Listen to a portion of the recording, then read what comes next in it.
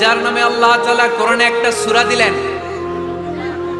উনি পৃথিবীতে এমন একজন মহিয়সী নারী, যেই নারীর গর্ভে, যেই নারীর পেটের ভেতরে স্বামীর স্পর্শ ছাড়া সন্তান দিয়েছে কে? সাইয়েদনা ঈসা আলাইহিস সালাম পেটে আসলেন। মারিয়াম আলাইহিস সালাম লজ্জা পেলেন। হায় হায়, কেমন করে এলাকাবাসীদের কাছে আমি আমার মুখ দেখাবো? বিয়ে করি নাই, স্বামী নাই, বিয়ে হয় নাই, স্বামী নাই, কিন্তু পেটে সন্তান চলে এসেছে। হায় হায়, এলাকায় কেমনে মুখ দেখাবো? লজ্জায় পড়ে মারিয়াম আলাইহিস সালাম এলাকা থেকে চলে গেলেন। কি অবাক করা কাণ্ড! বাচ্চা ভূমিষ্ঠ হওয়ার জন্য, বড় হওয়ার জন্য 6 মাস 7 মাস লাগে নাই, পেটে বাচ্চা আসার সাথে সাথে বাচ্চাটারে বড় করে দিয়েছে কে? সাইয়েদাতুনা মারিয়াম আলাইহিস সালাম এবার বসে পড়লেন, বুঝতে আরম্ভ করলেন প্রেগন্যান্সির পেইন উঠেছে। হঠাৎ করে পেট থেকে বাচ্চা ভূমিষ্ঠ হয়ে যাওয়ার পরে উনি কাঁপতে আরম্ভ করলেন। ক্ষুধার চোটে খাবার কিছু নাই, সামনে ঝর্ণা, উপরে একটা খেজুর গাছ। সাইয়েদনা ঈসা আলাইহিস সালামকে কোলে নিয়ে মারিয়াম আলাইহিস সালাম মনে মনে ভাবে, হায় রে, কেউ যদি একটু খেজুর পেড়ে দিত, এই ক্ষুধার মুহূর্তে আমি খেজুর খেয়ে পেটের ক্ষুধা নিবারণ করতাম।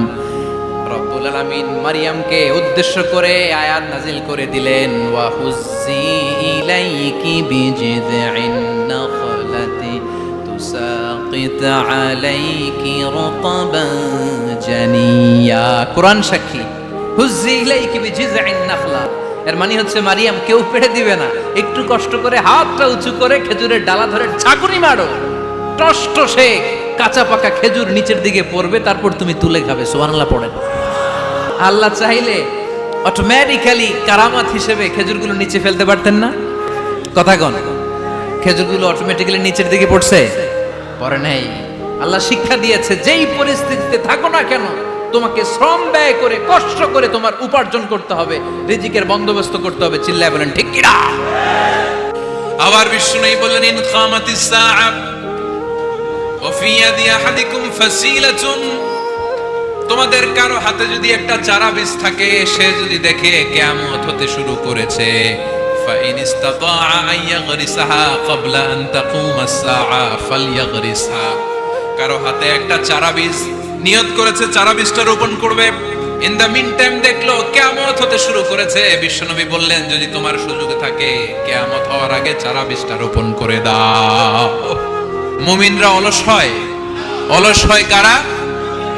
এজন্য কোরআনে আল্লাহ এই কথাও বলে দিলেন, ওয়াইদা কামু ইলাস সালাতি কামু কুসালা ইউরাউনান নাসা ওয়ালা ইয়াযকুরুনাল্লাহা ইল্লা কালিলা। সুবহানাল্লাহ পড়েন। মুনাফিকরা যখন মানুষকে দেখানোর জন্য নামাজে যায়, ওই নামাজে তাদের ইখলাস নাই, ওই নামাজের ভেতরে তাদের কোনো খুশু খুদু নাই, ওই নামাজের ভেতরে আছে শুধু অলসতা। ওই নামাজে কি আছে? কিন্তু আমরা যখন নামাজে যাই, আমাদের অলসতা আছে? আমরা নামাজ পড়লে আমাদের হৃদয়টারে সজীব করে দেয় কে? আমরা উযু করলে আমাদের মনটাকে চাঙ্গা করে দেয় কে? আমরা মসজিদে ঢুকলে হৃদয়টাকে প্রাণবন্ত করে দেয় কে? মুমিন তো নামাজে গেলে চাঙ্গা হয়, মুমিন উযু করলে চাঙ্গা হয়। বিষ্ণু ঈসা ইসলাম বললেন, ইয়াকিদু শাইতানু আলা কাফিয়াতি রাসি আহাদিকুম ইদা নাম, আমরা যখন ঘুমোতে যাই, শয়তান আমাদের প্রত্যেকের মাথার পিছনে 3টা অলসতার গিট মারে। কয়টা? আওয়াজ করে বলেন। 3টা অলসতার গিট মারে। ইয়াকিদু শাইতানু আলা কাফিয়াতি রাসি আহাদিকুম সালাসা উকাব, 3টা গিট মারে যখন আমরা ঘুমোতে যাই। অলসতার 3টা গিট মেরে আমাদের কানের সামনে এসে ফিসফিস করে মন্ত্র পড়তে থাকে, আলাইসা লাইলুন তাওয়িলুন ফারকুদ, আলাইসা লাইলুন তাওয়িলুন ফারকুদ। বিশাল লম্বা রাত, ঘুমাও, অনেক সময় আছে, ঘুমাও।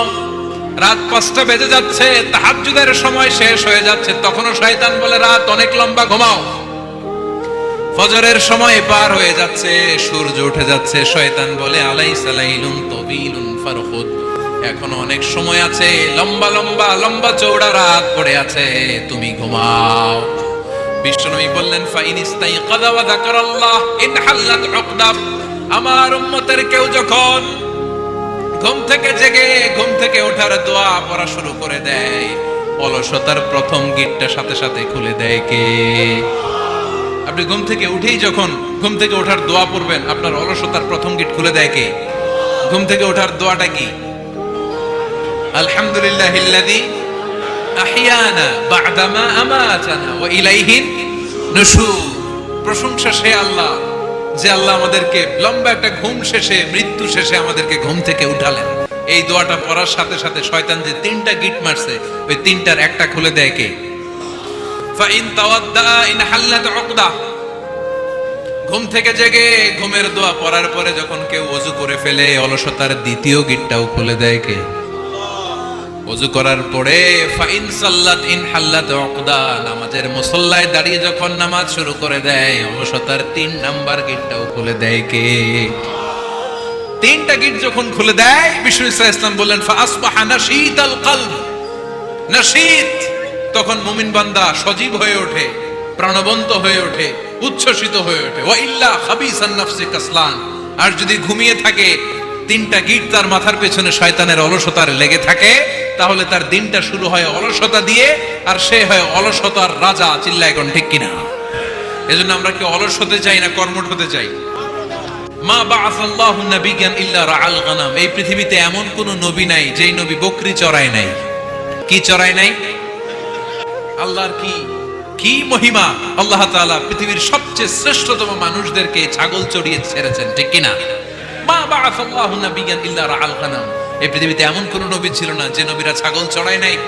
আল্লাহ বুঝাতে চাইলেন ছাগল চড়ানো অনেক কষ্টের কাজ, অনেক ধৈর্যের প্রয়োজন। এখন নবীরা তোমরা ছাগল চড়াও, কিছুদিন পর ছাগলের চেয়েও টেরা জাতি মানুষ চড়াইতে হবে।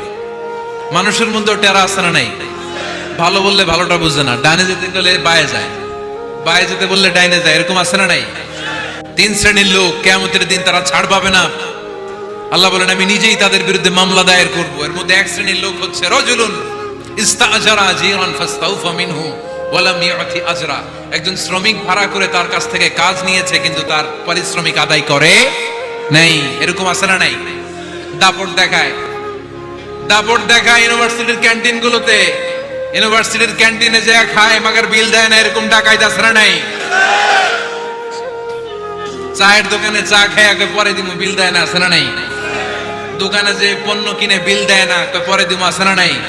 কিয়ামতের দিন আল্লাহ তোর এই মাস্তানি ছুটাবে। চিল্লায় এখন ঠিক কিনা? আনা খাসমুহুম, আমি নিজেই তাদের বিরুদ্ধে মামলা দায়ের করব। কথাটা কার?